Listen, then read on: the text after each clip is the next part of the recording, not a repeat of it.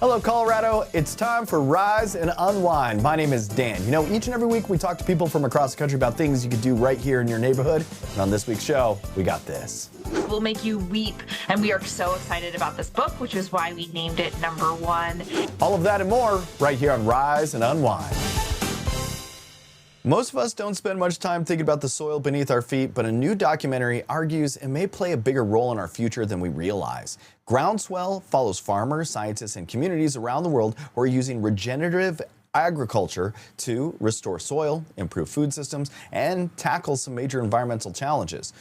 Joining us are the film's directors Josh Tickell and Rebecca Harrell Tickell. Welcome to the show, you two. How are you? Thanks. Great. Thanks for having us. All right, so for the viewers who haven't seen Groundswell yet, what is the big idea behind the movie and what drew you to tell this story? Well, Groundswell is a story of healing the planet, healing our soil, and healing our bodies. So really, this is a film that's for everybody. It's a family film. It's a friendly film. It's got Demi Moore, Woody Harrelson. And if you're interested in a positive, good news story that results in better health for you and your family, this documentary is a no-brainer. You got to watch it. And the documentary, it travels across several continents and highlights a wide range of communities. What were some of the most surprising or inspiring examples that you encountered along the way? We traveled with our 8 and 10-year-old kids as well, and we started at a refugee settlement in northern Uganda where people who survived war were building food forests and regenerating a desert. And we traveled the whole world with them, and we saw through the lens of young people this movement that really is going to stabilize the climate, and the pioneers and leaders who are using these innovative practices, which are really based on indigenous practices, to not only heal their bodies, stabilize their microclimate, but also make a profit, because regenerative agriculture is profitable for the farmer. So one of the film's central themes, you said, is regenerative agriculture. What does that mean in practical terms, and why do you believe it's gaining momentum around the world? This is the natural evolution of our farming. You know, we hear a lot about, especially in the investment community, about ag tech and fintech. Well, you know, we've got 1 billion people that don't have access to enough food on the planet. So what if we found a way to grow more food for more people and heal the earth? That's what regenerative agriculture is. And that's what Groundswell shows us. So, wow, a movie could show us how to close this food gap that we see globally and heal the planet. Yes, the good news is it's true and it's fun to watch, which is why we're here to get people excited about watching this movie, Groundswell. And the film focuses on solutions and examples of progress. Were there any stories or people featured in Groundswell that changed the way you personally think about the future? Yes. I mean, when we went to Kenya, when we were, again, with our kids, we saw how especially women are embracing these regenerative practices and rising up within their communities and becoming very valued members of their societies through healing the land. We're natural caregivers. And when we were in Kenya, we discovered that this group of Samburu women were using the milk from their goats to feed baby elephants, which had been basically brought to extinction in northern Kenya through poaching. And through regenerating and healing these baby elephants and bringing the elephant population back, they're able to save the grasslands in northern Kenya and bring back gentle rains. This is the importance of the symbiosis in nature of having animals and practicing regeneratively and keeping life in our fields instead of spraying them to death with chemicals and pesticides. When you have life, everything flourishes, everything blooms. And that's what we saw was happening in northern Kenya when they brought back the elephants. Groundswell is available now for Prime Video. For more information about the film and regenerative agriculture movement it explores, viewers can visit Prime Video and learn more about the documentary. I want to thank you two for joining me today. Thank you for having us. You may not know his name, but if you've ever watched soccer over the past few years, you've probably seen him. Yassine Cheuko became a familiar face protecting some of the biggest stars in the sport, and with the World Cup excitement continuing to build here in the United States, he's giving us a look at what it takes to stay ready in some of the most intense environments in sports. Yassine, it's great to have you with us. How are you, my friend? I'm good. What about you? I'm doing okay myself. You know, people recognize you from those viral moments around the game, but what do most people get wrong about what you actually do? So I'm very happy to do that. I'm doing this job now since 5 years. I'm very grateful. It's a blessing for me to be on the best athlete history. I learned every day. I love him so much. I love my job. and it's amazing for me. I'm living the dream. And you've been around some of the most passionate crowds in sports. What do you think makes soccer fan culture different than anything else? You know, soccer, it's a very popular sport. Everybody around the world watching soccer, people from Europe, Africa, India, Asia. Soccer, it brings people together. So it's very exciting. And yeah, I think it's the most popular sport in the world. Absolutely. When you're in a packed stadium or like a high pressure situation, what are you paying attention to that the rest of us probably don't even notice? So before the game, I always go to the stadium like 10, 15 minutes before.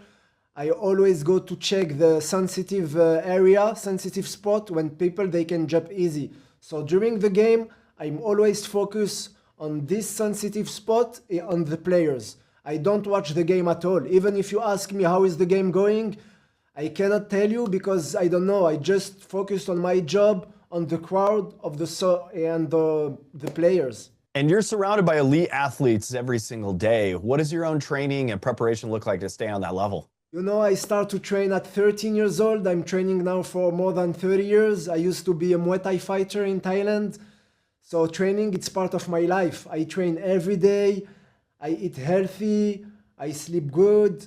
And this helps me a lot to keep my mind in peace and to be in peace with people and with my work. And you see nowadays so many soccer players and fans drinking the yerba mate. For someone that has never even tried it, what's the appeal and why has it become part of even your routine? Yerba mate, it's very important for me. I'm drinking this now since 5 years. And yerba mate is a plant from South America. And it gives you focus, it gives you a boost. It's more than a drink. It's something you can share with your family, with your friends. And it's part of my life now. And you're gonna see a lot of soccer players during the World Cup drinking this because it helps you a lot for your performance in the field, off the field. Even if you are not an athlete, if you run a company or something, it's very good for your focus. You should try. I actually love this stuff myself. Well, thank you for sending over one of these little packets for me again. If you want to learn more about yerba mate and traditions behind it, you got to visit yerbamadre.com. Thanks for joining me today, Yassine. Thank you for having me. Ever wonder what happens when family, business, real life all collide in front of a television audience? The latest season of the McBee Dynasty follows one family as they deal with major challenges on the farm, growing families, and some big decisions about the future. Joining us today are Cole McBee and Casey Atkinson from Bravo's The McBee Dynasty, Real American Cowboys. Welcome to the show, you two. How are you? Doing good, doing good. Thank you for having us on today. All right, for people who may have just been discovering the show, what have surprised viewers most about life on the farm and everything your family is pretty much juggling?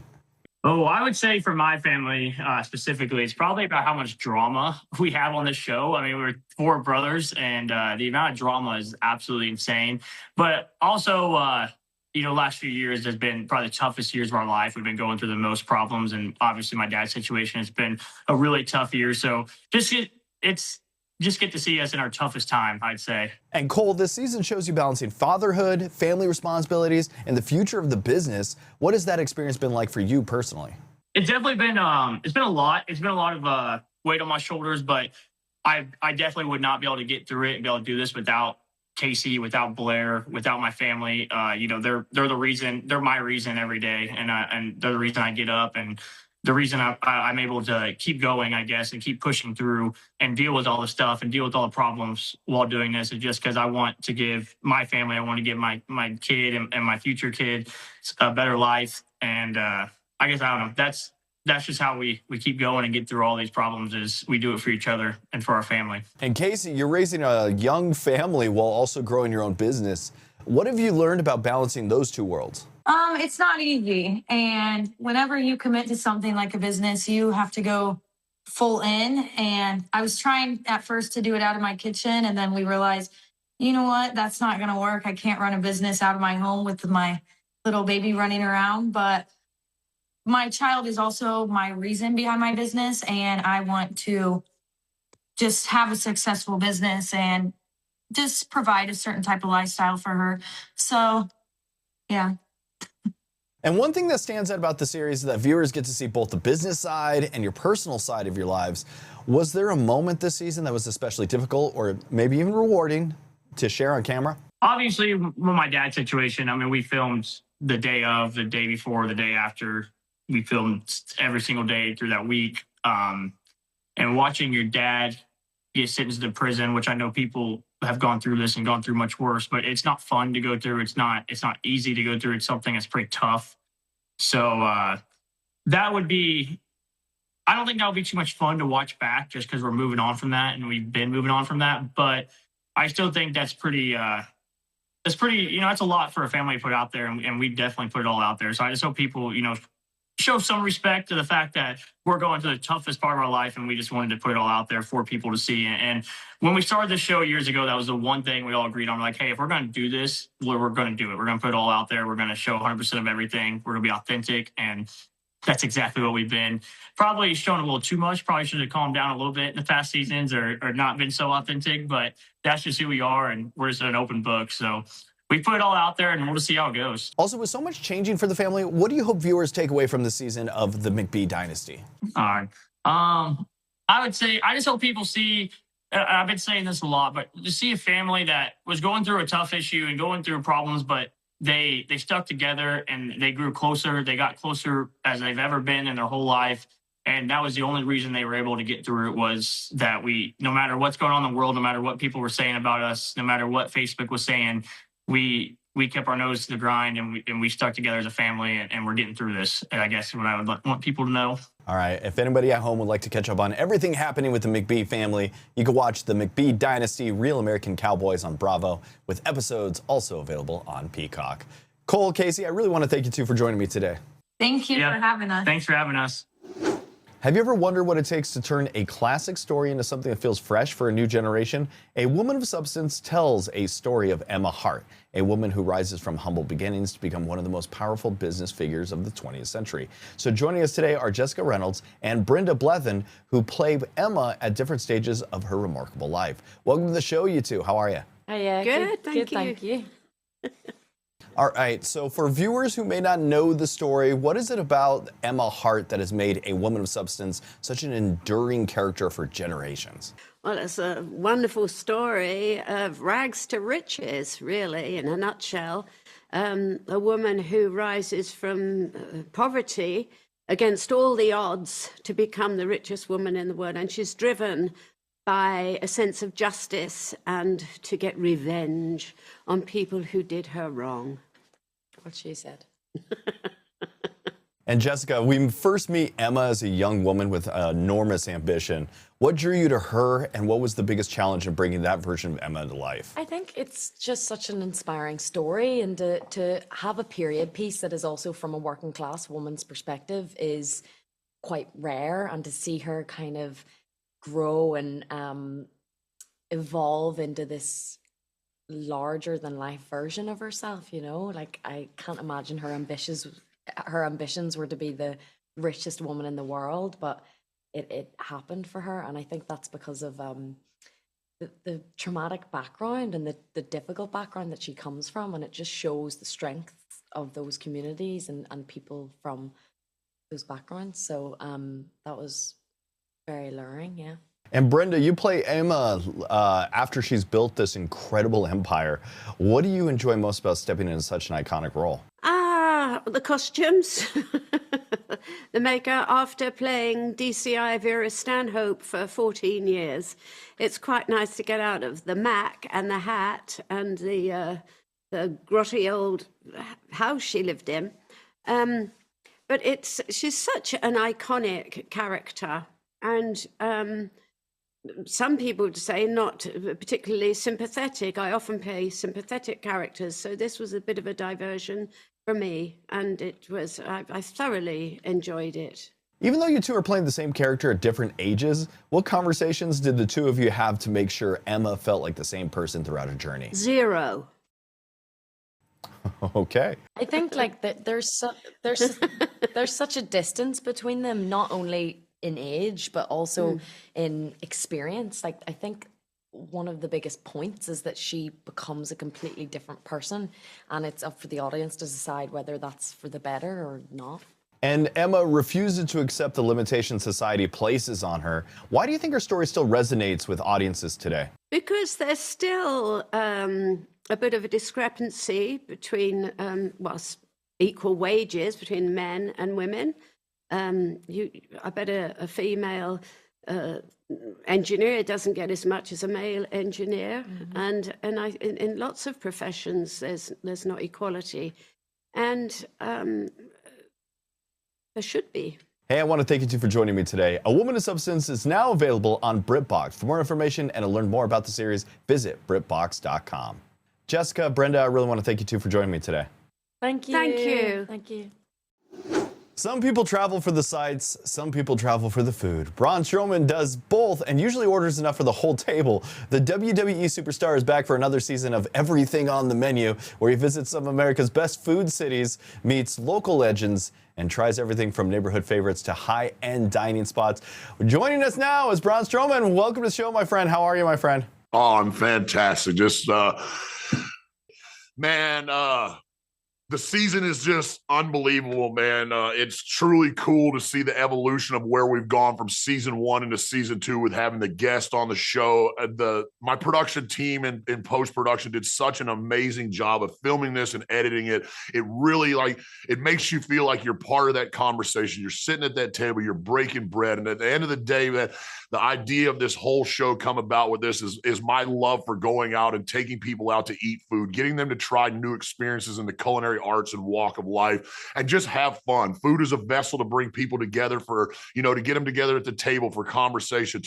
I had guests that I'd never met before, so I have new friends. So you're kindling relationships, you're catching up with old friends, you're falling in love. All centered around food. And why not do it with the biggest, baddest SOB on the planet? And you're looking at him right here with Braun Strowman every Friday night on USA Network. Life is absolutely awesome. All right, this new season takes you to 12 different cities across the country. What were some of the places that really surprised you this time around? Oh man, honestly, it's always evolving. I'm so excited. I mean, I'm 350 pounds. I didn't get this way by accident. So clearly I'm a foodie as hard as it is. So for me, my day-to-day life, I'm eating out of a Tupperware. I'm weighing out all my proteins, my carbohydrates to the gram. So at the end of all that, like I said, doing this for weeks on end and then getting to do the everything on the menu is my escape as well. It's the ultimate cheat meal. It's getting out there. Not all calories are meant to be the best for your body, but some of them feed your soul. And I make sure I keep my soul fed. I make sure I keep this giant meat castle that I am fed, and then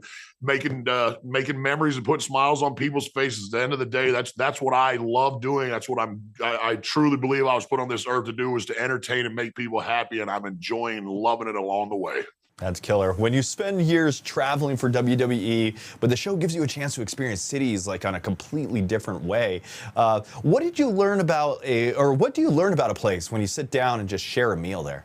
It's really neat because how the format of the show with doing the 2 restaurants every episode, and that first half of the show being the signature dish for that city, for that region, and shining a light, proverbial light on some of these older restaurants that have been around. All those restaurants I do are 40, 50, 60, 70 years. And, some of them aren't up to date on their social media games and all this. So being able, and then knowing what we did in season 1 of having some of the highest, if not the highest demo ratings in that 18 to 44, is now knowing that these generational restaurants are getting seen by the next generation. I've talked to people that went to some of these restaurants and they live in the town of it's been there for 6 years. I didn't even know this restaurant was here. So hearing those stories, seeing prime example, Beefy King in Orlando is a roast beef sandwich shop that I went to in season 1. It's been open for almost 60 years. Every time I've gone there since we did that episode there, you can't even get into the parking lot. Before I headed out to start all the crazy media tour and all this other stuff, getting ready season 2 premiere that just happened June 5th. Walked in and there was 4 people standing in line that had saw the rerun of the episode the night before. We're in Orlando on vacation. We're like, we have to go to BB King. I walk in, their eyes lit up. No way you're here. They ordered my custom sandwich on it that they put on the menu. So it's really cool to see this resonating with the fans and continuing that buzz and, helping breathe life into some of these restaurants that have been around for a long time that aren't forgotten, but just somewhat aren't, the forefront of the food scene. And then the other half of the restaurant where I I go in and do everything on the menu. That's where, you know, you get this opportunity.